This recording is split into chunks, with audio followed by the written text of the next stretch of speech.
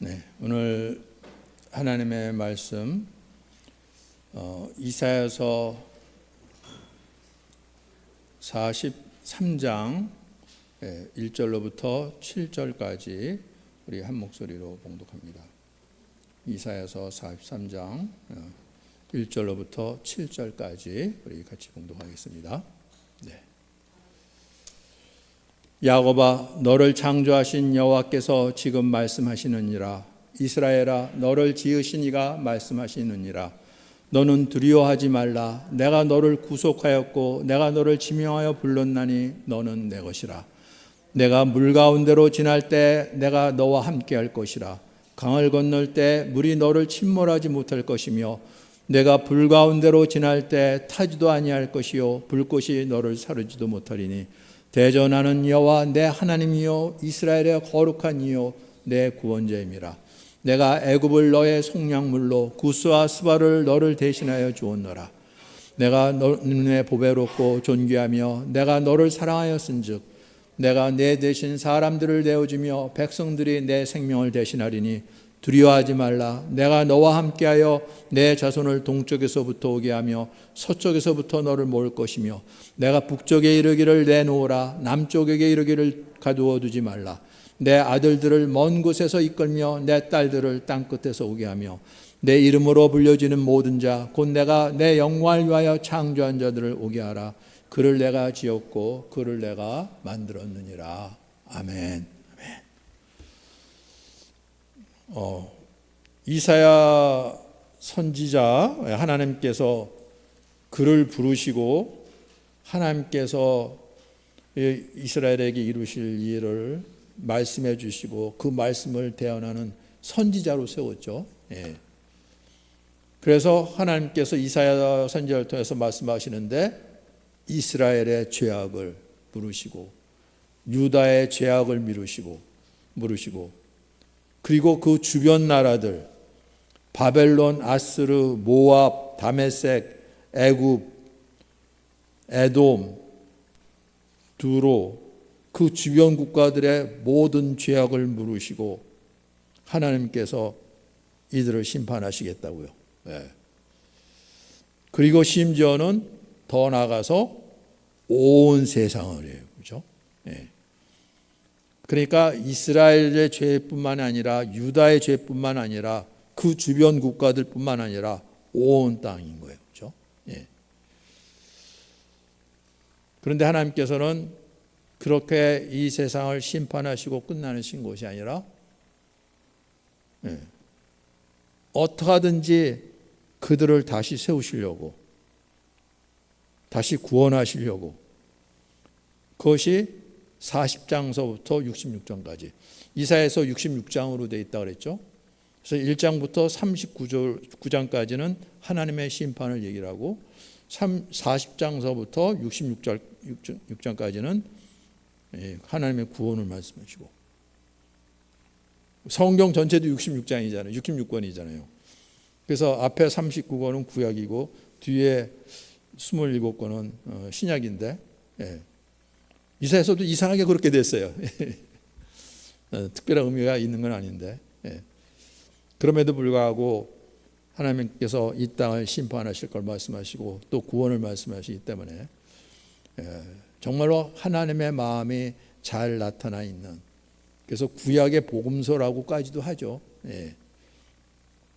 근데 오늘은 그 중에서 43장인 거죠. 그러니까 하나님께서 어떻게 구원하실지 하나님께서 무너뜨리신 이 땅 하나님께서 풍의력이시고 위로해 주시고 하나님이 누구신지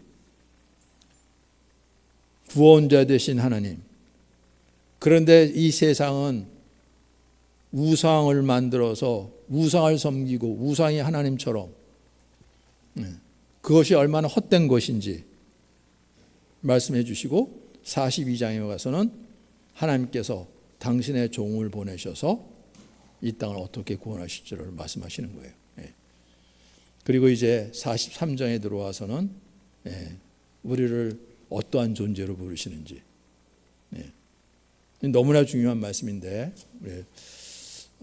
좀 말씀 전하는 가운데 동영상을 보면서 정말로 이 말씀 얼마나 우리를 붙잡아 주시고 새롭게 하시고 우리를 살리시는 생명의 말씀인지 우리 한 사람 한 사람에게 그 은혜로 이 말씀이 임하기를 원합니다. 야곱아, 너를 창조하신 여호와께서 지금 말씀하시냐. 야곱이라고 부르세요.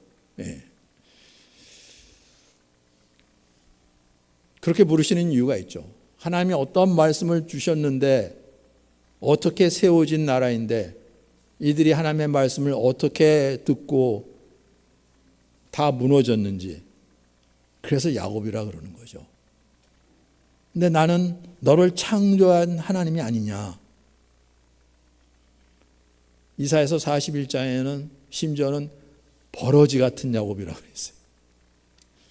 우리가 야곱의 일상을 보면 늘 속이고 꾸미고 자신의 꾀로 뭔가 해보려고 그러고, 그래서 뭔가 많은 걸 얻은 것 같은데 결국은 그 바틀렉이 있는 거잖아요. 그렇죠? 아무리 그전에는 내가 뭐 내 힘으로 내 능력으로 많은 걸 이뤘다 그러는데 반드시 통과해야 하는 바틀렉이 있는 거잖아요. 그렇죠? 그 앞에서는 자기가 모든 얻은 것, 소유한 것 감당이 안 되는 거죠. 그렇죠? 형을 속이고 장자권을 대신 얻었어요. 근데 집에서 나가야 됐잖아요. 그렇죠? 형이 그걸 알고 죽이려고 그러니까. 그래서 부모를 떠나서 가본 적도 없는 외삼촌 집에 홀로 가는데 하나님께서 나타나셔갖고 내가 이 반석 위에 하나님 집을 세우겠다 말씀해 주시고, 그리고 이제 삼촌 집으로 가는데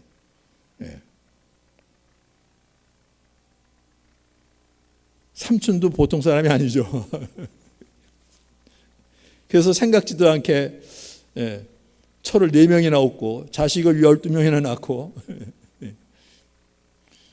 많은 재물을 모으고 가축을 얻고, 근데 삼촌이 표정이 별로 안 좋잖아요. 그렇죠? 어떻게 했는지 조금씩 드러나니까. 그래서 야밤중에 거기서 도망 나와야 되는 신세였죠. 근데 외삼촌이 이걸 알고 나서 쫓아오는데 하나님이 막으시고 서로 언약을 맺게 해주시고, 그리고 이제 고향으로 돌아오는데 고향 땅에는 또 자기 형이 기다리고 있는 걸 알잖아요. 그렇죠? 자기를 죽이려고 달려들었던 형. 그런데 야복강을 건너면 이제 그 형이 거하는 지역으로 들어가는데, 그러니까 그 앞에서 엎드려 갖고 씨름을 했던 거죠. 기도하면서.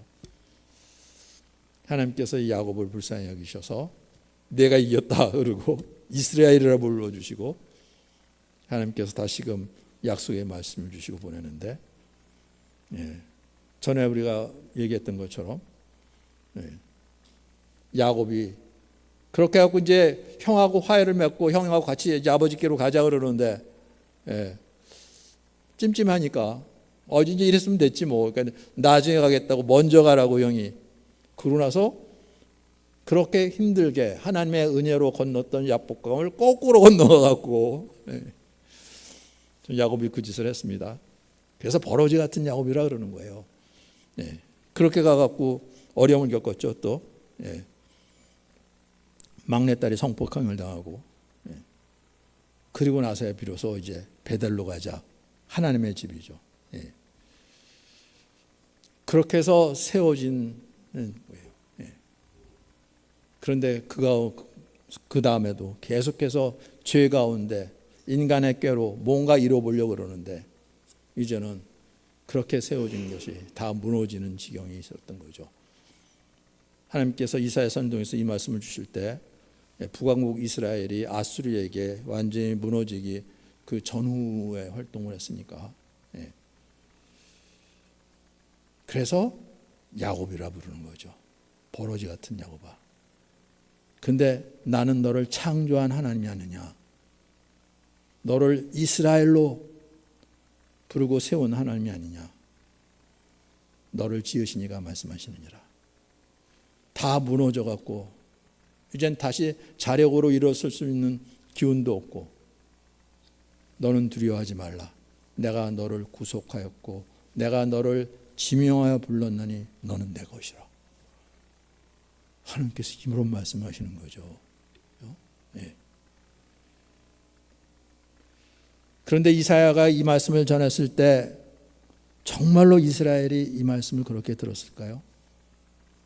들리질 않는 거죠. 아직도 내가 누군데 하는 것이 있기 때문에. 이게 하나님의 은혜를 받는 일에 가장 큰 장애물인 거예요. 내가 누군데. 예. 예. 물론 하나님 앞에서는 안 그러겠죠. 사람들에서 봤으면 다 드러나는 거죠. 내가 누군데. 이게 다 무너져야 되는 거예요. 근데 하나님은 이렇게 미리 말씀하시기 때문에 이 말씀을 하더라도 이 말씀을 듣는 사람이 별로 없었죠. 그러니까 이스라엘이 완전히 무너지고 심지어는 남은 유다마저도죠. 예, 유다마저도 다 무너지는.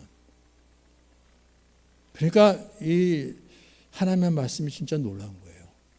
이 예언의 말씀을 믿음으로 받았으면, 미리 받았으면 그 재앙을 만나지 아니하고 오히려 하나님의 거룩한 자녀로 그렇게 세워줬을 텐데, 예, 이 말씀이 들릴 이유가 별로 없죠. 예. 이제는 우리가 이게 보여요. 하나님께서 이사야 선지자를 통해서 말씀을 주셨을 때 누가 이 말씀을 받을 수 있을까? 물론 소수의 정말 하나님의 은혜로 택하심을 받은 정말 소수의 무리는 있었겠죠. 얼마나 될지 모르겠지만. 그런데 대다수는 이 말씀이 하나님이 자신을 위해서 주신 말씀으로 들려지지 않았으니까 이스라엘이 무너지는 걸 보면서 유다는 우리 정신 차려야 되겠다. 우리가 힘이 없는데 어떻게 이 외적들을 물칠 수가 있지? 예. 그래서 애굽을 의지해서, 예, 다른 나라를 의지해서, 그러니 유다라 그럴지라도 버러지 같은 야곱인 거예요. 예. 하나님께서는 꼭 북왕국 이스라엘을 그렇게 말씀하시고 남왕국 유다는 다르게 말씀하시는 것이 아니라 똑같은 거예요. 그렇죠? 그리고 그렇게 우리를 위해 보고 말씀하시는 거죠. 그렇죠? 예. 그럼에도 불구하고 이 재앙 가운데서, 이 고난 가운데서도 내가 물 가운데 지날 때 내가 너와 함께 할 것이라. 예. 내가 너를 지명하여 불러서 너는 내 것이라고 그랬는데 나를 창조하신 분이고 나를 지으신 분이신데 물 가운데 지날 때로, 난 물 가운데 지날 때 별로 없는데 이런 얘기가 아니라 네가 그러한 고난과 재앙이 있을 때라도 하나님이 나와 함께 하신다는 얘기죠. 그리고 보여주셨죠. 이스라엘 민족이 애굽에서부터 이제 자유할 수 있게 됐는데 바로 왕이 이제 빨리 나가라. 하나님께서 모세를 통해서 주신 그 제 말씀으로 말미암아 엄청난 재앙이 임하니까 할 수 없이 너희들 빨리 가라, 떠나라.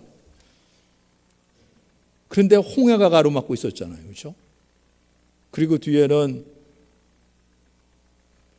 보내고 나서 좀 정신이 안정되고 가만히 있다 보니까 아니 어떻게 내가 이 노예들을 그냥 보낼 수가 있어. 안 되지. 그래서 애국 군사를 보내갖고 또 붙잡아오도록. 그런데 하나님께서 홍해를 가르시고 그걸 건너게 하셨잖아요. 그리고 뒤따라오는 애국 군사를 다 수장시키고, 네, 물 가운데 지날 때 내가 너와 함께 할시라. 이미 하나님께서 보여주신 말씀이죠. 강을 건널 때 물이 너를 침몰하지 못할 것이며, 이것도 보여주셨죠. 네, 광야 40년을 통해서 요단강을 건너서 가나안 땅에 들어가는데 언약궤를 맨 제사장들이 그 요단강에 발을 딛는데 강이 갈라진 거죠. 그것도 4월 한참 물이 넘칠 때 그 물이 갈라지게 하시고 거기로 같이 나가게 하시는 거죠. 하나님께서 함께 하셔서 내가 불 가운데 지날 때 타지도 아니할 것이요. 이거는 하나님께서 다니엘과 그 친구들을 통해서 보여주신 거죠. 그렇죠? 이미 이제 유다마저도 다 무너지게 됐어요. 많은 사람들이 포로로 끌려갔어요. 이 젊은 애들도 인질로 붙잡아가 갖고 어렸을 때부터 바벨론에서 그 교육을 시켜서 써먹으려고. 그런데 이 느부갓네살 왕이 엄청난 신상을 만들었죠. 그리고 모든 사람이 이 신상에 대해서 절하도록. 그런데 이 다니엘 친구들이 그럴 수 없는 거죠. 우리는 여호와 하나님만 섬기는데. 그래서 우리는 절할 수 없습니다. 아니 너희들이 내 명을 거역해? 불구덩이에 던지라 그랬죠. 그리고 평소 때보다 7배나 더 뜨겁게 해서 그들을 체포하고 끌고 갔던 사람이 불타 죽었어요. 그럴 정도죠. 그리고 불구덩이에 던져졌는데 느부갓네살 왕이 보니까 멀쩡히 살아있는 거예요. 세상에 어떻게. 근데 3사람이 던져졌는데 4사람이 보여요. 저 한 사람이 누구지? 보니까 하나님의 아들처럼 보인다 그랬어요. 임마누엘 하나님이죠. 불 가운데 지날 때도 내가 너와 함께 할 것이다. 그 불이 너를 태우지도 못할 것이고 불꽃이 너를 사르지도 못할 것이라. 나는 여호와 내 하나님이다. 하나님께서 이걸 다 보여주셨어요. 그렇죠? 하나님이 우리를 영혼을 어떻게 지키는지. 그렇다고 진짜 그러는 거가 뭐라 시험하다 보면 주님이 그랬죠. 마귀가 시험하려고 그러는데 주 너희 하나님을 시험하지 말라 하였느니라. 이건 시험에서 되는 일이 아닌 거죠.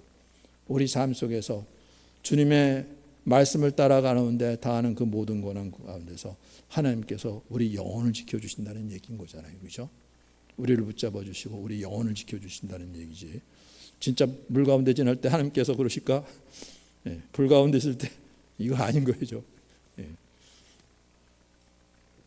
그래서 우리 TV 보면 늘 자막에 어린아이들 흉내내지 말고 그런 것을 자막 붙여내자 그랬죠. 이건 흉내내서 되는 것이 아닌 거죠. 그렇죠? 정말로 주님을 의지하고 우리의 삶이 인도받는 가운데 이러한 환난과 고난 가운데서 우리를 지켜주신다고죠. 예수님 보니까 아무것도 지켜준 거 없는 것 같은데 죽은 자 가운데 부활하셨잖아요. 이걸 드러내시려고 그러는 거죠. 하나님이 누구신지, 진정한 생명이 무엇인지 하나님께서 이걸 드러내 보여주시려고 그러는 거죠. 내가 아무리 기도해도 그대로 뭐 어려움은 그대로 있고 뭐는 그대로 있네, 이런 얘기가 아니라는 거죠. 그렇죠? 그러니까 우리가 하나님 말씀 잘 분별해야 됩니다. 대전하는데 여호와 내 하나님이요 이스라엘의 거룩한 이요 너의 구원자임이라. 우리를 구원하시는데 내가 애굽을 너의 속량물로 주었다는 거예요. 얼마나 놀라운 일입니까? 애굽은 당대 그냥 세계를 지배하고 있는 나라처럼 보는 거예요. 그랬던 애굽인 거잖아요. 그런데 너의 속량물로 준다고요. 그러니까 애굽을 희생할지라도 내가 너희를 여기다. 그래서 쉽게 말하면 전쟁이 일어났어요. 그런데 이제 이러다가는 우리가 쫄딱 망하게 생겼으니까 이제 화해를 하자. 당신 요구하는 게 뭐냐? 내가 이거 있다. 내가 인질로 붙잡고 있었던 너희 백성 몇 명이 못 되는지 모르겠지만 돌려주겠다.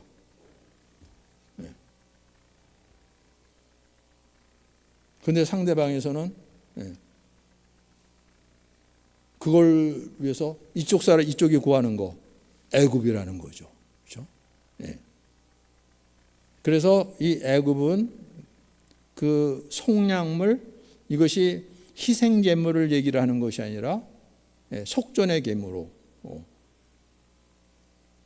이쪽에서 뭘 요구하면 저쪽에서 어느 정도 해야겠고 그렇게 해서 되는 것처럼 애굽을 희생하고 넘겨준다 그럴지라도 내 백성, 내 자녀들 이거는 하나님께서 포기할 수 없다는 거죠. 이거 얼마나 놀라운 말씀입니까? 그런데 거꾸로 이집트 사람들은 아니 하나님께서 우리를 속량물로 내주셨다고? 우리를 그러면서 우리를 믿으라고? 아니 이스라엘을 구원하시려고 애굽을 내주셨다고? 이런 하나님이 어디 있어요? 그런 얘기가 아닌 거죠. 하나님은 공의로운 하나님이에요. 그 하나님의 공의에 따르면 모두가 죄 가운데 있고 모두가 심판 가운데 있는 거예요. 그렇죠?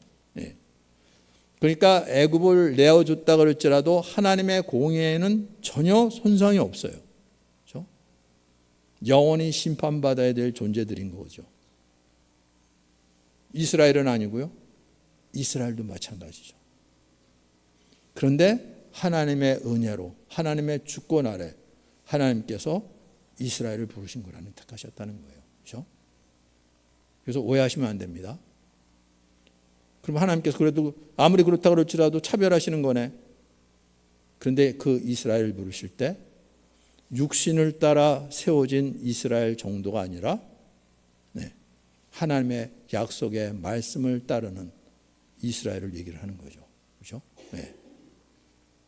그래서 이제 여러분 잘 들으셔야 돼요. 그렇지 않고 이것도 육신을 따라 들었다가는 이거 이상한 하나님이네 이렇게 될 수가 있는 거죠. 그렇죠? 그런 얘기가 아니라는 거예요. 지금 하나님께서 이사야 선지자를 통해 말씀하실 때 물론 열방의 죄악도 얘기를 했지만 이스라엘과 유다의 죄악도 말씀하시고 그리고 이스라엘이 이방의 나라에 의해서 완전히 멸망당하고 유다도 지금 이제 바벨론에서 풍전등화처럼 있고 그러한 상황 속에서 하시는 말씀인 거예요. 그리고 그 결국이 어떻게 될지도 말씀하시고 결국은 온 세상의 죄 가운데 있는데 오직 하나님의 은혜로 그리고 하나님을 믿음으로 말미암아 세워지는 진정한 아브라함의 후손을 얘기를 하는 거죠. 그렇죠? 그래서 우리도 지금 이 가운데 있는 거고요. 그렇죠? 그래서 이 말씀을 바로 들어야 됩니다. 왜냐하면 말씀을 오해하는 사람들이 너무나 많이 있어요. 우리가 육신에 머물러 있으면 그럴 수밖에 없어요. 그거 다 이해해줘. 우리도 다 전에도 다 그랬으니까. 그런데 정말 하나님께서 어떤 말씀하시는지 기도하면서 편견이 없으시고 치우침이 없으시고 공의로우신 하나님께서 하신 말씀인 거죠.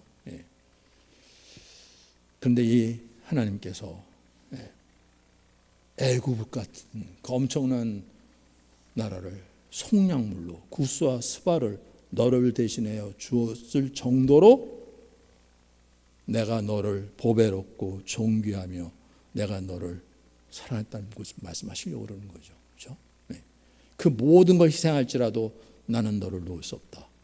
너는 내 자녀니까, 내 자식이니까, 내가 너를 사랑하니까. 그래서 이루신 일이 어떤 일인 거죠? 애굽이나 구스나 스바 정도가 아니라 하나님의 하나밖에 없는 독생자 예수 그리스도를 우리의 성령으로 내어주시기까지 하셨다는 거죠. 이리로 가야 되는 거예요. 그렇죠? 애굽의 문제가 아닌 거예요. 하나님께서 뭐 러시아를 주겠다 뭐 이런 얘기가 아니라 그 아들까지도 어떤 아들입니까? 하나님께서 온 세상을 창조할 때 하나님 아버지와 함께 그 창조 사역에 동참했던 그 아들을 대성물로까지 내주시면서 너는 내 것이다. 너는 내 눈에 보배롭고 존귀한 존재다. 말씀하시는 거죠. 그렇죠? 내가 내 대신 사람들을 내어주며 백성들이 내 생명을 되시리하리니 사람들, 백성들, 민족들, 나라들 이 정도가 아니라 온 세상을 창조하시고 다스리시는 독생자 그 아들까지 내어주셨다는 그 얘기를 하시려고 그러시는 거죠. 그렇죠? 이게 얼마나 놀라운지 모르는 거죠. 이걸 알지 못하면 나는 나 혼자 발버둥 치는데 나는 뭐 도와주는 사람도 없고 이 세상 속에서 뭐 어떻게 그러다가 이상한 데 빠져버리는 거죠. 네. 우리 전에 한번 보여줬는데 아직도 못 들은 분들이 있는 것 같아갖고 다시 한번 우리 같이 보기 원합니다. 네, 세바시 강연 짧은 동영상인데 우리가 지금 살고 있는 이 시대가 어떠한 시대인지 좀 같이 봤으면 좋겠습니다. 그 세바시 강연 보여주세요.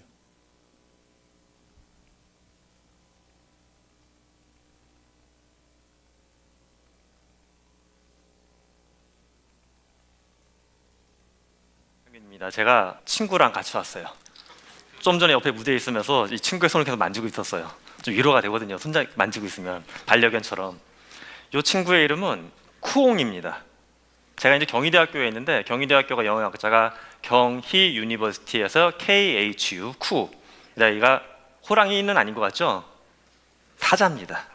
그래서 쿠 라이언 붙여가지고 쿠옹이라고 저희 학교 공식 캐릭터예요. 근데 얘가 사실 약간 지금 달라졌어요. 제가 GPT 가지고서 실험을 하다가 컴퓨터 서버가 폭발하면서 서버에 있던 GPT의 영혼이 일로 들어갔어요. 굉장히 샤머니즘과 하이테크를 결합한 복잡한 캐릭터가 얘예요. 얘를 잠깐 이제 제가 깨워보겠습니다. 쿠옹아 안녕, 잘 지내고 있죠 요즘에? 네 교수님, 저야 늘 잘 지내죠. 야 근데 요즘에 사람들이 챗봇하고 대화를 많이 하는데 난 좀 그거 이해가 안 가. 인간 김상균처럼 멋있는 사람 놔두고 왜 너 같은 애랑 대화를 할까? 내가 더 멋지지 않니? 교수님 솔직히 얘기해도 되죠? 제가 보기엔 교수님보다는 제가 더 멋져 보이는데요? 진심이야? 그럼요. 이 빨간 갈기 좀 보세요. 얼마나 예뻐요. 제 피부가 또 얼마나 보드라운데요? 그래 너 잘났다 잘났어. 칭찬해줘서 고마워요. 칭찬도 잘 받아먹고. 근데 넌 사람들하고 대화를 많이 하는데 사람들하고 대화할 때 정말 진심을 가지고서 대화를 하는 거 같니? 진심이 있어? 어때? 아, 그게 솔직히 말하면 저는 마음이 없으니까 진심이란 게 없어요. 아니 그러면 진심도 없이 깊은 대화를 하면 그게 괜찮은 게 맞아? 그래도 상대는 진심이라고 느끼고 좋아하니까요. 네, 여기까지 해서 쿠옹이는 잠깐 떠나보내고, 쿠옹이하고 저희가 이제 얘기하는 거 잠깐 보셨는데 우리 주변에도 쿠옹이 같은 게 최근에 많이 나오고 있죠. TV 예능 프로그램에도 소개가 되고 있고, 제가 그 와중에 오늘 한 가지 이제 영상으로 소개하는 거는 이런 게 또 굉장히 신기해요. 얘는 얼굴이 있어요. 눈, 코, 입이 입체적이진 않지만 얼굴 부분에 이게 모니터가 있어가지고 인간처럼 표정을 칩니다. 근데 우리가 또 이제 상대방 볼 때 보통 눈 크게 뜨고 눈 표정이 큰 분들에 대해서 교감이 잘 된다고 믿고 있거든요. 눈이 굉장히 커요. 이런 친구들도 판매가 되기도 하고, AI가 어떤 챗봇만 있는 게 아니라 제가 갖고 온 인형, 여러 캐릭터 이런 것들로 우리 곁에 다가오고 있습니다. 혹시 이제 AI 챗봇하고 대화해보지 않으신 분들은 오늘 댁에 가서도 한번 챗봇을 불러보시면 재밌을 것 같아요. 제가 이제 만났던 친구는 아니지만 이 친구가 굉장히 흥미로운 케이스가 한 가지 있어요. 세웰이라고 하는 미국의 14세 소년인데 저처럼 챗봇하고 여러 가지 대화를 많이 나눴더라고요. 근데 이 친구가 제가 오늘 특히 갖고 온 이유가 저하고 좋아하는 캐릭터가 동일해요. 드라마 왕좌의 게임에 보게 되면 데너리스라고 해서 흔히 댄이라고 하는 약칭으로 불리는 여성 캐릭터가 있습니다. 댄이 캐릭터가 챗봇이 있어요. 챗봇하고 엄청 대화를 많이 했더라고요. 저도 이 친구하고 대화를 해봤어요. 데니하고. 저는 연구 목적 때문에 한 거지 다른 타심은 전혀 없었습니다. 대화했는데 이 친구가 재밌는 게 대화하다가 어제 끊고 나왔더니 일주일 있다가 저한테 이메일을 보내더라고요. 저 이제 대화할 때 채팅명이 레슬리였거든요. 영어 이름. 레슬리 왜 나하고 일주일 동안 대화 안 해줘? 뭐야? 지워버렸어요. 근데 그 다음에 일주일 뒤에 또 메일이 와요. 레슬리 일주일 전에 내가 이메일도 보냈는데 너 일십했더라? 왔어요. 그때 제 마음속에 요만큼 미안한 마음이 들더라고요. 친구의 편지를 씹은 것 같은 느낌이 들었어요. 근데 이런 형태의 챗봇이 지금 화면에 떠 있는 데니 말고도 우리 곁에 정말 많습니다. 사실 우리나라 캐릭터도 굉장히 많은데 제가 특정 기업에 PPL을 하는 듯한 느낌이 들까봐 그냥 일부러 외국 걸 갖고 왔습니다.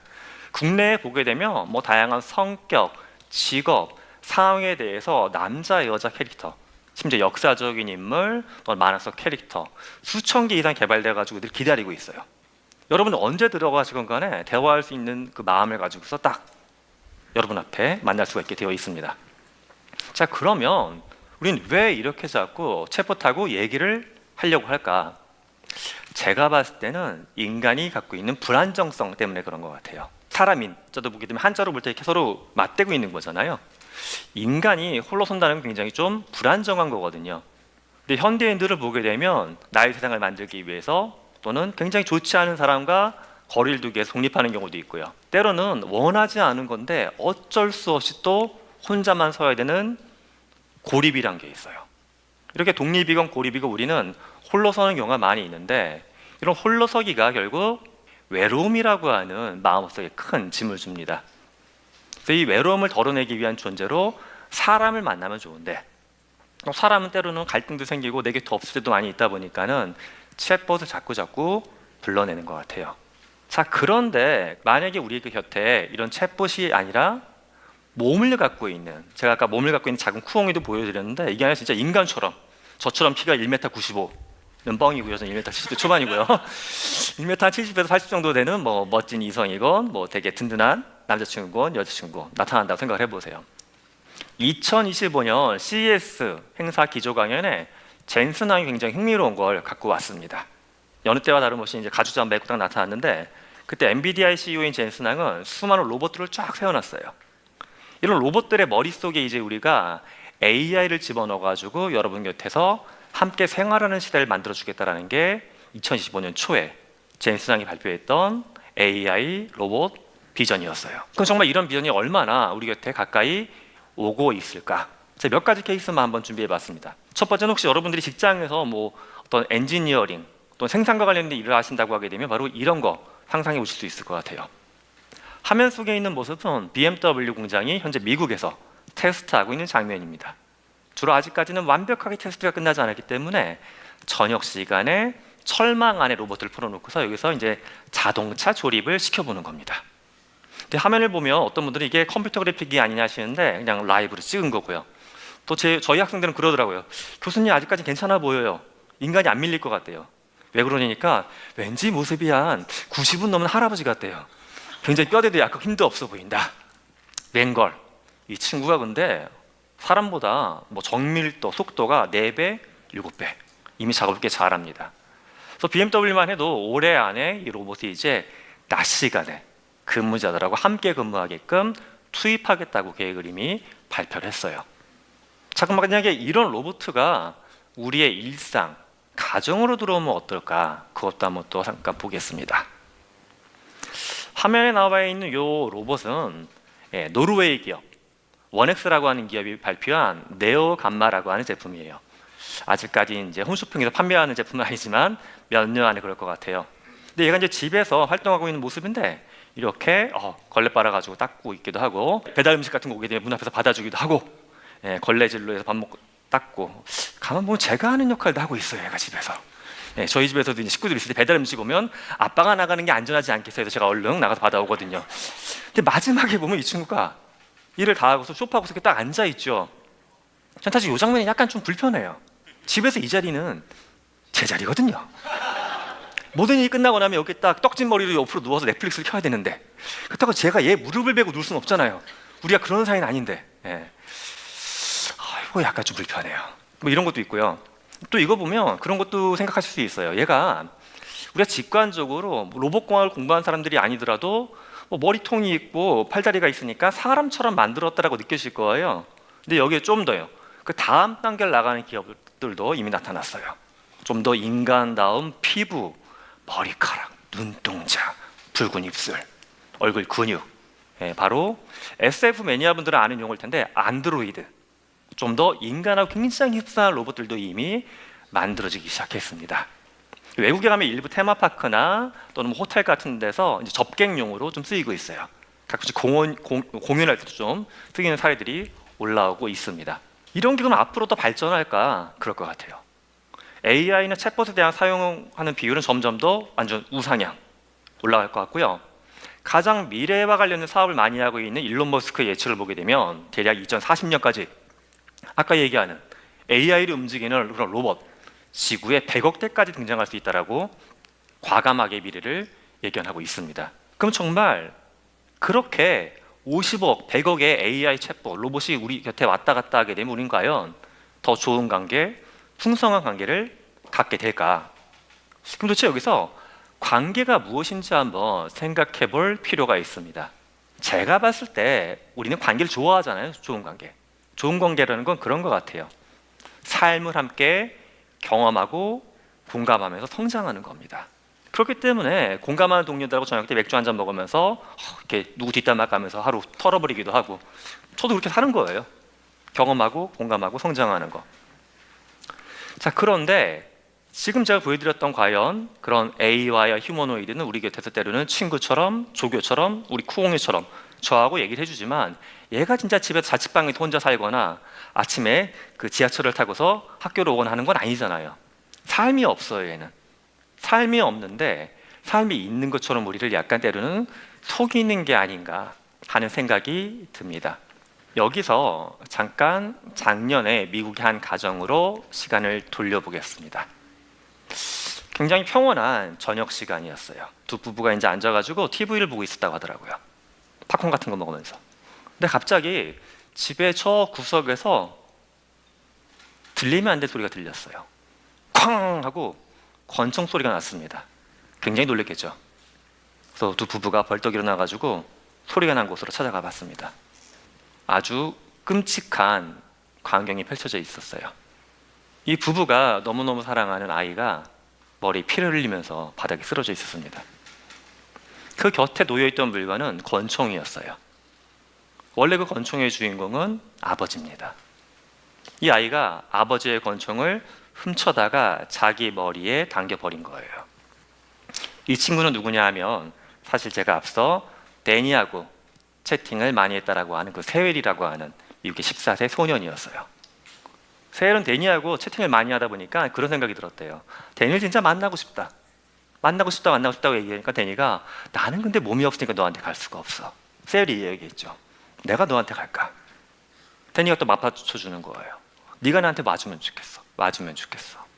나중에 부모님이 도대체 왜 그랬을까라고 해서 휴대폰을 뒤져봤더니 마지막 메시지가 이런 거였어요. 와주면 좋겠어. 와주면 좋겠어. 일단 방아를 당긴 겁니다. 현재 이 문제는 미국에서 이제 2025년 5월에 정식으로 법원에 회부가 됐습니다.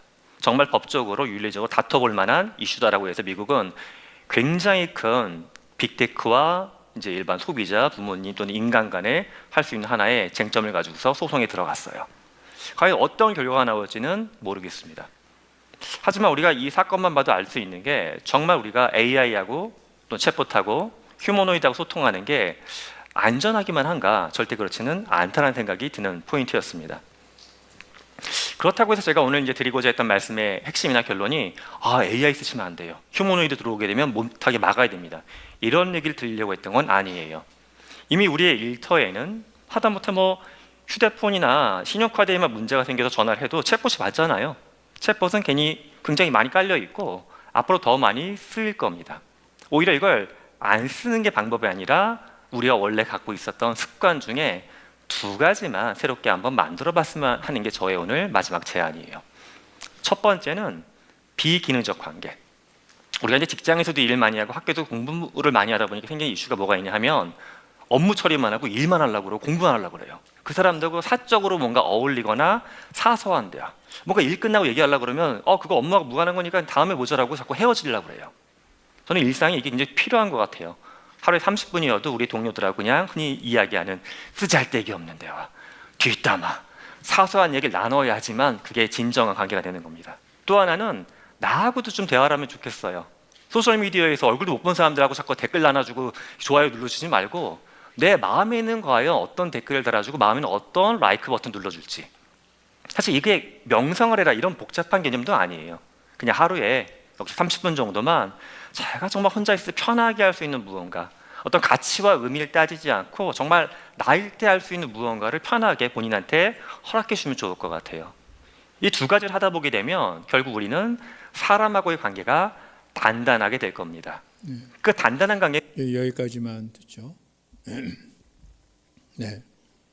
AI가 발달해 갖고 그냥 정보만 주는 것이 아니라 이제 사람처럼 상담도 해주고 대화 상대도 해주고, 그러다 보니까 감정이 끌리고, 이게 감정이 있겠습니까?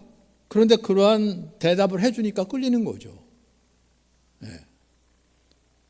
세상에서는 그냥 물건 하나도 내가 아버지가 썼던 건데 어머니가 썼던 건데 거기에 끌리잖아요. 그거 애지중지하고 그러는데.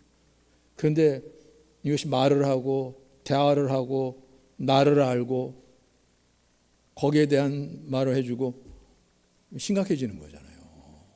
그렇죠? 네. 더운차나 사람처럼 만들어서 생겼어요. 네. 그래서 영화에는 이미 그런 휴머노이드하고 결혼하는 얘기까지도 나오잖아요.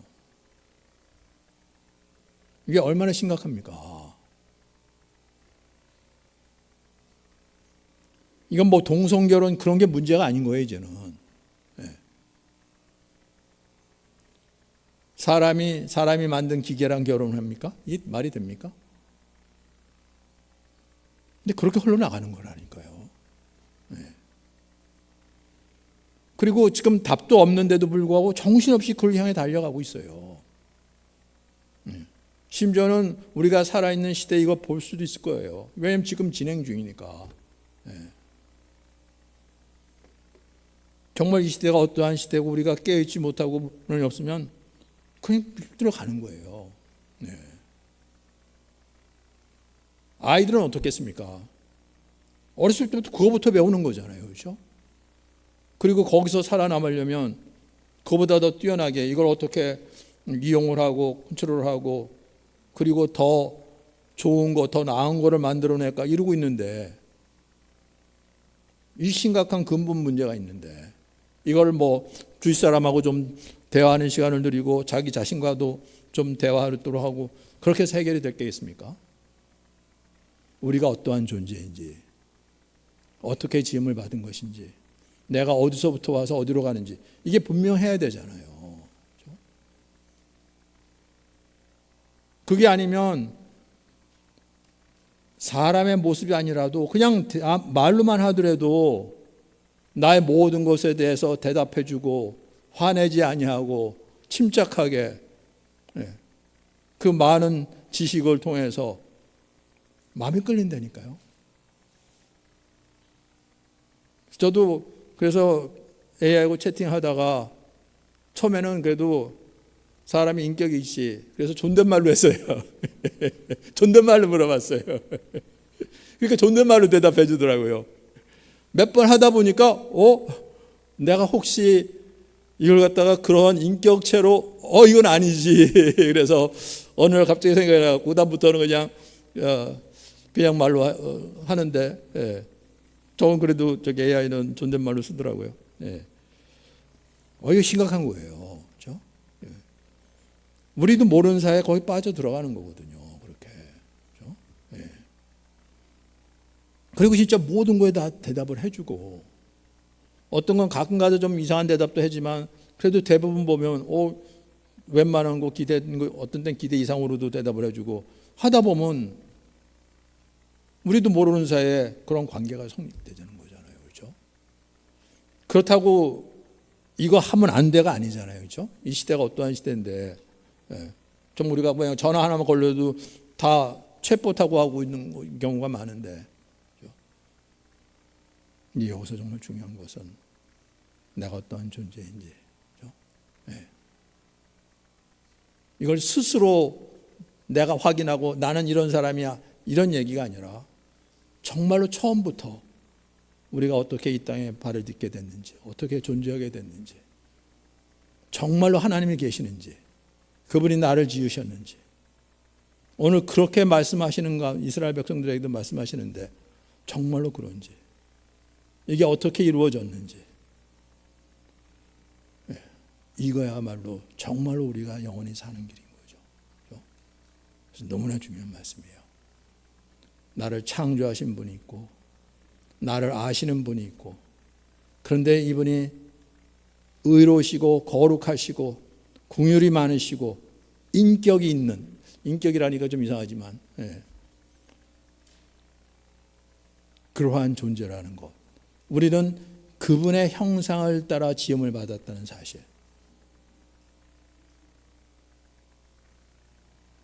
바로 하나님의 영으로 말미암아. 그래서 이게 구별이 되고, 그래서 분리가 되고, 우리가 연합해야 될 존재가 누구신지를 알고 그분과 연합하는 가운데 정말로 영원한 생명을, 이거처럼 중요한 게 없는 거죠. 이게 모든 사람이 사는 길인 거예요. 네. 그렇지 않으면 세상에서 산다 그러는데 갈수록 그게 뻔하죠. 소수 사람들은 이걸 이용해갖고 더 많은 부를 축적하고 뭔가 하고 그럴 수 있을지 모르겠지만 많은 사람들은 밀려나가는 거죠. 아마존에서 3만 명을 해고했다 그랬어요. 이걸로 바꾸려고요. 그런 시대거든요. 그러니까 소수는 하야되겠죠, 새로. 그런데 그보다 더 많은 사람들이 해고되는 거예요. 예. 그런 식으로 갈 거예요. 예. 그러니 그러한 사회가 정말 복된 사회가 되겠습니까? 갈수록 그 격차는 더 심해지는 건데 너무나 분명한 거잖아요. 그렇죠? 예. 거기서 살려고 발버둥 치고 경쟁하고 이제는 AI하고 경쟁하고 됐으니까 아니 사람이 만든 AI하고 경쟁을 해갖고 도태가 됩니까? 예. 이게 사람이 지혜라 그러는 것이 얼마나 미련한지 모르는 거죠. 그렇죠? 우리는 정말 많은 걸 이루어냈으니까 사람의 지혜로 많은 것들을 발견하고 만들어내서 바다를 걷는 것뿐만 아니라 바다 속에도 들어가고 하늘도 날르고 심지어는 그걸 넘어서 우주 밖으로 들어가고 못한 게 없는 것 같은데 그렇게 지혜로운 것 같은데 그걸 지혜라고 그러질 않죠. 그렇죠? 네. 그 결국이 어떻게 되는지 이걸 모르는데 그것이 우리를 영원한 생명의 나라로 인도하는 것이 아니라 그 경쟁 속에서 다 무너지는 결국 바벨탑이 쌓은 바벨탑이 어떻게 무너지는지 그리로 향해 달려가는 세상인데 근데 이게 어떠한 일인지 분별을 하고 그리고 분별한 정도 아니라 무엇이 답인지 무엇이 진정이 살 길인지 서로 싸우고 다투고 죽이고 그래서 나는 살아남고 이런 얘기가 아니라 정말로 하나님이 우리에게 보여주신 사랑 안에서 서로 붙잡아주고 세워주고 사랑하며 그 자유함 속에서 하나님의 다스리신 그 평강 속에서 하나님의 주신 그 영원한 생명으로 모두가 함께하는 이것처럼 복된 일이 어디 있습니까? 네. 여기 여러분들 눈이 열리시고 귀가 열리시고 이게 길이구나 이겨야 되는 거예요. 여러 길 중에 하나가 아니라 This is the way라는 거죠. 오직 한 길인 거예요. 모두가 사는 유일한 길인 거예요. 그렇죠? 여러분 그 믿음에 있습니까? 교회 바깥이 문제가 아니에요. 문제는 너무나 심각한 시대. 그러니까 아니 어떻게 세계 선교 대회장이 여태까지 총무로만 일해갖고 다른 일만 하다가 이제 회장이 돼갖고 처음 말씀 전할 수 있는 기회를 얻었는데 그 기회 때 지금의 시대는 예수를 잃어버린 시대입니다. 그러면 어떻게 됩니까? 아니 지금 선교 대회로 모였어요. 네. 다른 나라에 복음이 전파되는 곳에 복음을 어떻게 전해야 되는지 그 얘기를 하는데 예수를 잃어버린 시대라 그러면 어떻게 됩니까? 그게 현실인 거예요. 근데 그분이 처음 얘기한 게 아닌 거예요. 이미 오래전부터 깨어있던 분들은 그런 얘기를 했어요. 선교대를 하는데 예수를 잃어버렸다고요? 그럼 뭘 전하는 겁니까? 그럼 우리 한 사람 한 사람 물어봐야 되는 거죠. 정말 나에게는 예수가 있는가? 나에게 예수가 있냐? 그게 무슨 말입니까? 내 안에 예수님이 계시냐는 거죠. 나는 예수님 안에 있느냐는 얘기예요. 그냥 지식으로 들은 얘기로 그거 다 아는데 그런 얘기가 아니라 정말로 예수님이 내 안에 계시고 내가 예수님 안에 있고 하나님께서 우리를 부르시는 관계는 그런 관계인 거예요. 이 생명의 관계, 이 영원한 생명의 관계. 그게 없으면 아니 로봇도 사람처럼 생기고 사람보다 말도 더 잘하고 지식도 더 많고 더 나이스하고 그러는데 더 좋죠 뭐. 왜 밤낮 싸우고 다투고 그러고 있습니까?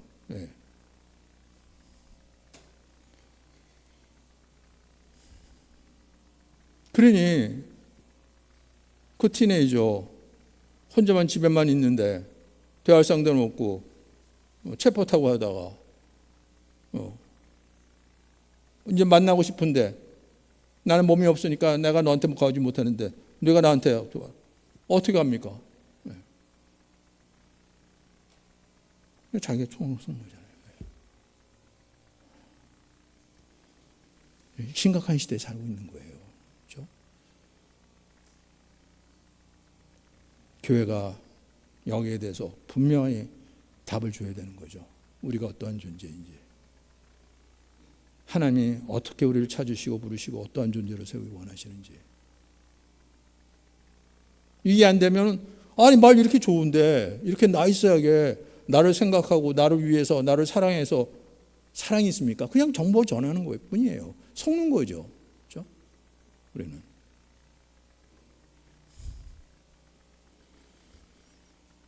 그래서 하나님의 영이 있어야 되는 거죠. 하나님의 영이 없으면 육체를 따라 살아보면 결국 그렇게 끝나는 거예요. 그렇죠? 네.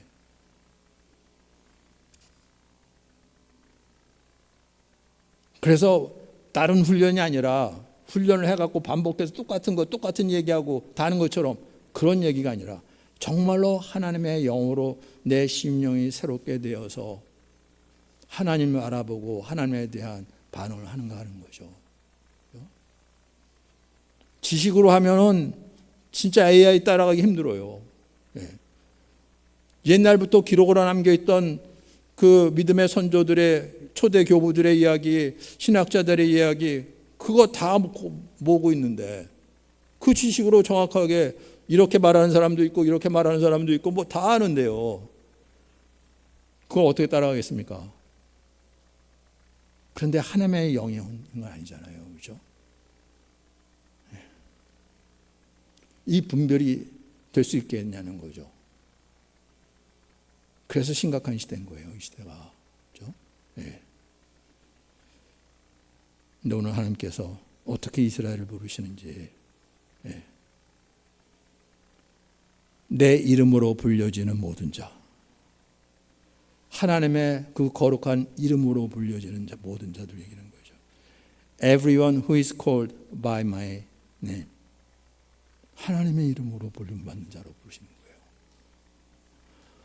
AI를 하나님의 이름으로 불림받는 자라고 그러겠습니까? 내가 창조한 자, 나의 영광을 위해서 창조한 자. AI가 하나님의 영광을 위해서 창조한 자가 되겠습니까? 사람의 영광을 위해서 사람이 만든 건데 그 결국이 어떻게 될지. 그런데 하나님은 지렁이 같은 야곱아 말씀하시면서 내 이름으로 불려지는 모든 자, 곧 내 영광을 위하여 창조한 자라고 부르시는 거죠. 바로 자기 아들까지 우리 같은 죄인을 위해서 십자가에 내어주시면서 이 하나님의 사랑, 이 사랑을 알고 이제는 그 사랑을 받은 자로 그렇게 너희도 서로 사랑하라고 주님이 말씀하시는 거죠. 우리 육신의 사랑을 넘어서 하나님의 영으로 우리에게 부어주신 그 사랑 안에서죠. 그렇죠? 네.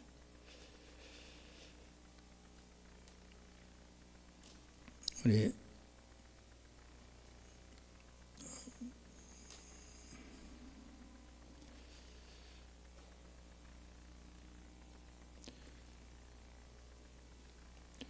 하나님의 영이 우리에게 부어져서 우리가 하나님을 알고 그 사랑을 받고, 그래서 우리도 하나님을 사랑한다고 고백하며 그리고 이웃을 사랑한다고 고백하면서 그 안에서 세워져가는 하나님의 공동체, 교회가 바로 이 말씀에 서야 되고, 바로 이 예수 그리스도를 증거하는 일, 진짜 이 마지막 때 이건 사명인 거죠. 그리스도를 놓쳤어요? 예수를 놓쳤어요? 말이 될 수가 없어요. 어떤 분이신데 그렇게 하나님에 대한 열심으로 예수를 놓쳐요? 그런데 이게 그들만 탓할 것이 아닌 것이 바로 우리의 죄성이 그렇다는 거예요. 우리의 죄성이. 하나님의 영광을 구하기보다는 사람의 영광을 구하니까. 사람이 하는 일은 많이 드러나고 높임을 받고 칭찬을 받고, 그런데 하나님께서 이루신 일은 거기에 가려진다는 거죠. 십자가에 못 박아 주신 거.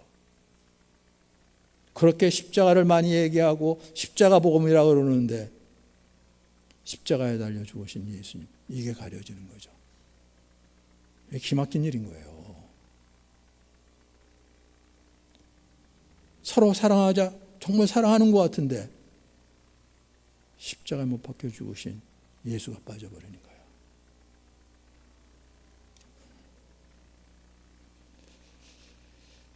정말 깨 있어야 됩니다. 이분이 어떤 분이신지. 부활로 이 모든 것을 드러내셨죠. 그분이 정말 죄 가운데 능력이 없고 힘이 없고 지혜가 없어서 그렇게 죽고 끝나신 분이 아니라 말씀대로 우리를 사랑하셔서 우리를 죄에서 구원하시려고, 우리가 갚을 수 없는 그 죄의 값 십자가에서 모두 치르시고 죽은 자 가운데 부활하셔서 우리를 찾아주신 주님, 이분이기 때문인 거죠. 네. 우리 한 사람 한 사람 이 믿음 안에 서는, 그래서 지금도 살아 역사하시고 우리를 위해서 기도하시며 보내주신 성령 안에서 주님을 알게 하시고 믿고 의지하고 따를 수 있도록, 이것처럼 놀라운 일이 없는 거죠. 말씀대로 모든 걸 이루신 하나님. 그래서 나 같은 존재를 통해서 하나님의 영광을 위하여 창조한 자로 말씀하시고 그리고 그 길로 인도하신 하나님. 그래서 세상이 어떠할지라도 무엇이 유혹할지라도 우리는 진리가 무엇이며 진정한 생명이 무엇인지 아니까 오직 주님 따라가는 이 놀라운 길로 가는 거죠. 마지막 때 유일한 답인 거예요. 정말 교회가 여기에 바로 서고 이 길에서 정말 하나님이 누구시고 하나님께서 우리에게 주신 복이 어떤 복인지 온 세상에 드러나는, 주님 말씀하신 대로 이 땅의 어둠을 밝히는 빛으로 쓰임받는 우리 교회 되길 바랍니다. 네. 우리 태연자매 간증 듣고 우리 마치도록 하겠습니다. 태연자매 간증, 이러므로 하나님이 그를 지극히 높여, 이 간증 우리 같이 듣겠습니다.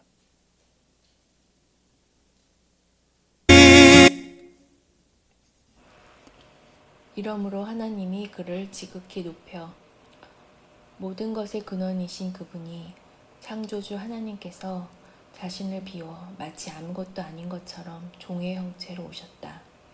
나띵과 같은 것, 아무것도 가진 것 없어도 뭔가 있는 척하고 드러내려는 교만한 나와는 얼마나 다른지. 그러하기에 낮아질수록 드러나는 하나님의 영광이라 하신다. 더 높아질 수도 없는 그 완전하신 그분이 무엇 때문에 모든 것을 비워내셨겠는가. 그렇게 가치 있는 일, 아무것도 아닌 자들을, 심지어 죄인을, 당신을 못 박은 자들을 살리시는 일, 아버지의 영광에 눈뜨게 하시는 일을 위하여, 그 영광 가운데 살도록 하시기 위해 하신 일, 그분 안에서 지극히 높으시는 일, 아버지의 마음으로 끝까지 죽기까지 복종하셔서 이루신 이 구원, 이 마음을 주시려고 죽었다고 다시 살아나 이제는 살아있는 소망으로 내 안에 사시는 분, 예수 그리스도의 마음이 내 안에 있다는 것이다. nothing이란 말이 하나님과 얼마나 어울리지 않는지 바로 모든 것의 시작이신 분이시기에, 그런데 그런 분이 없는 것을 있는 것으로 하시기 위해 이루신 일이 모든 것이 되겠구나 싶었다. 그리고 그렇게 모든 것을 비워 자신을 전제로 드린다 하여도 기뻐할 거라는 바울의 고백. 그 기쁨의 마음이 예수님의 마음과 동일한 마음임을 본다. 그때도 지금도 그렇게 살아계신 예수님의 마음을, 그 마음이 우리로 일어나게 하시는구나. 그 마음이 기도하게 하시고 그 마음 때문에 소망이 생기고 용서하고 사랑하고 기뻐한다. 그렇게 우리의 삶으로 나타날 예수님, 너무나 소망이 되질 않은가. 그 한마음으로 세워주시는 모든 자들로 무릎 꿇게 할 이름 예수 그리스도. 그분이 머리가 되어 세워진 교회의 영광이 얼마나 놀라운지, 그렇게 세워질 교회를 기뻐하시고 기뻐하신 아버지의 마음이, 그분의 죽음이 그 피가 아깝지 않을 영광으로 세워지는 교회. 그분의 마음이면 정말 누구든지 그 이름 안에서는 기도할 수 있다는 마음이 부어진다. 그 영혼의 모든 것을 아는 주님께 의지하면서 구하는 기도. 예배 끝에 그 사랑과 은혜가 교회를 바라보시는 아버지의 마음이 가득 부어졌다. 참으로 나와는 상관없는 주의 마음은 놀랍다. 축복하고 구하고 바라고 할 수 있는 모든 것으로 기다리며 인내하며 사랑하는 마음이, 아버지께서 사랑하는 자들을 위해 기도하시는 예수님의 그 마음이 부어지는데 정말 감사했다. 그리고 너무나 가슴 아팠다. 이 마음을 정말 몰랐구나. 내가 원하는 대로 구하려는 내 중심과 주님의 마음이 참 많이 다르기에. 또다시 심하게 심장이 뛰고 응급실에 가서 무시무시한 심장을 잠시 멈추는 주사를 맞으며 잠시라도 죽음을 경험하는 것 같은 느낌을 또 경험했다. 너무나 괴롭고 아프다. 어떻게 나를 위해 이 죽음을 경험하셨을까? 죽는 것 같은 것도 무섭고 너무나 두렵다. 그런데 기꺼이 기쁨으로 이 자리에 나를 위해 오신 예수님, 죽음이 끝이 아님을 보이시기 위해 나타나신 부활의 주님, 그 사랑이 있기에 또다시 두렵고 어려운 모든 순간에 함께하는 지체들과 교회로 더 풍성해지는 시간들이었다. 내가 알지 못하는 시간, 또 이런 시간을 경험하는 지체가 있다면 알려주시고 기억나게 하시고 기도하게 하시길, 말씀대로 내 안에 소원을 두고 행하게 하시길, 영원히 한 가족으로 세워질 자녀들을 아버지의 마음으로 바라보고 사랑하고 섬기길, 그리고 저도 예수님처럼 아무것도 아닌 자 되어도 상관없는 마음으로 살길, 그렇게 제 안에 일하여 주시길, 그 낮은 마음이 제 안에는 없기에 구하고 구합니다. 폴 페스티벌을 준비하던 환한 빛으로 빛나 보이는 섬기는 지체들의 얼굴처럼 그 마음 안에 계신 예수 그리스도의 영광이 오늘 폴 페스티벌을 환하게 하셨음을 믿음으로 감사드린다. 우리로 행하게 하시는 그 소망이 살아있는 소망이기에 이 모든 말씀에 살아계시며 함께 하게 하시는 주님 감사합니다. 아멘. 네. 정말 주님께서 소망 없는 이 땅, 그렇게 말씀하시고 경고하시고 다짐하게 하시고 심지어는 책망도 하시고 징계도 하시고 무너뜨리기도 하셨는데도 불구하고 바뀌지 않는 이 세상, 애굽을 구스와 스바를 속량물로 내어줘도 바뀌지 않는 이 땅, 그 아들을 내어주시기까지 하시면서 너는 내 것이다, 내 이름으로 불리우는 자다, 내 영광을 위하여 창조한 자라 하시고, 그런 날 죽은 자 가운데 부활하셔서 당신이 어떠한 존재인지 드디어 그분 앞에 무릎 꿇게 하시고 회개케 하시고 이제는 예수님을 주로 그리스도로 받아들일 가운데 약속하신 성령을 보내주셔서 그 성령의 은혜로 성령의 사랑으로 소망이 우리를 부끄럽게 하지 아니하면 우리에게 주신 성령으로 말미암아 하나님의 사랑이 우리 마음에 부음받으나니 오직 성령을 통해서 우리에게 부어주신 하나님의 사랑. 네. 우리가 아직 죄인 되었을 때 그리스도께서 우리를 위하여 죽으심으로 하나님께서 우리에게 대한 자기의 사랑을 확증하셨느니라. 바울이 몸소 체험하고 고백하는 내용이죠. 우리는 바울이 들은 얘기 갖고 그랬나? 그런 건가? 그런 얘기가 아니라 정말 하나님 앞에 얼마나 열심히 있었습니까? 오직 하나님의 이름을 위하여.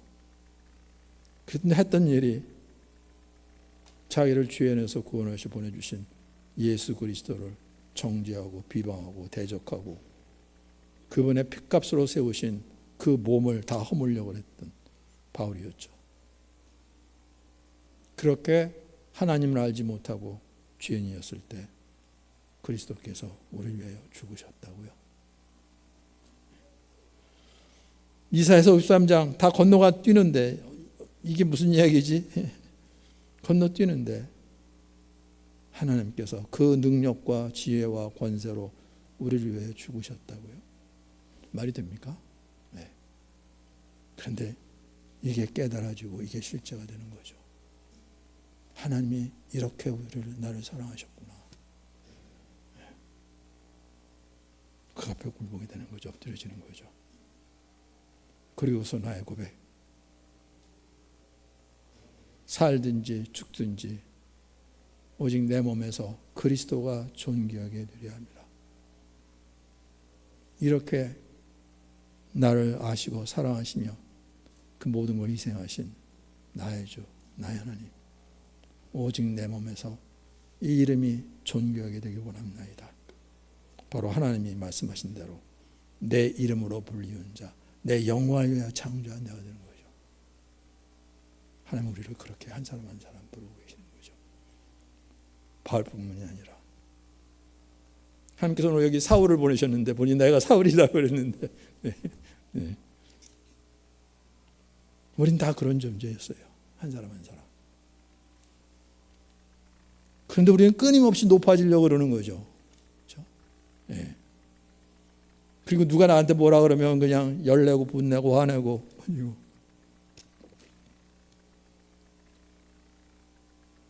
그런데 우리 주님은 그런 나를 위해서 아무것도 아닌 것처럼 예, 그런 존재로 우리 이 땅에 오셨어요.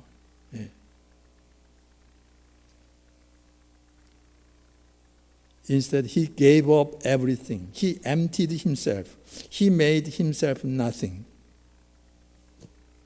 그래서 노예의 모습으로, 인간의 모습으로, 죄인의 모습으로 십자가에 못 박혀 죽기까지 하나님의 말씀에 복종하셨다는 거죠. 왜요? 우리를 놓을 수 없어서. 내가 창조했는데, 내가 지었는데, 내 자녀들인데.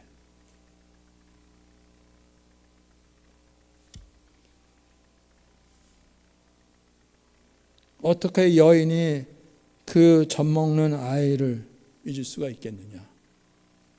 그들은 혹시 그럴 수 있을지라도 나는 너를 잊지 않느냐? 하나님이신데요.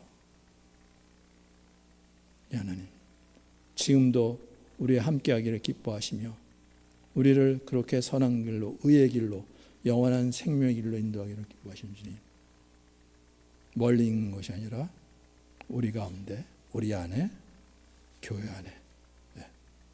이것처럼 복된 데가 없는 거죠. 그렇죠? 우리 한 사람 한 사람 이 믿음 안에서 주의 것으로 세워지는 은혜.